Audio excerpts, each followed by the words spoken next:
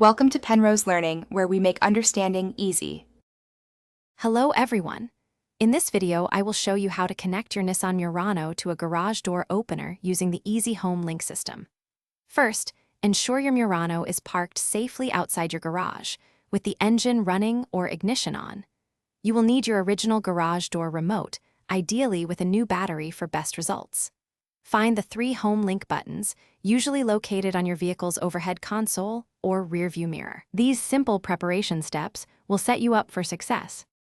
Before we program a new device, it is important to clear any existing memory from your Home Link system. To do this, press and hold the 2 outer Home Link buttons at the same time.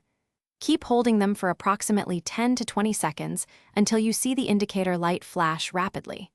Once it flashes quickly, you can release the buttons. This ensures a clean slate for your new garage door opener programming.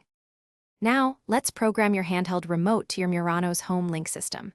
Position your garage door remote 1 to 3 inches from the Home Link button you wish to program. Using both hands, press and hold your chosen Home Link button and your garage door remote's button simultaneously. Continue holding until the Home Link indicator light changes from a slow blink to a rapid flash. This usually takes less than 1 minute.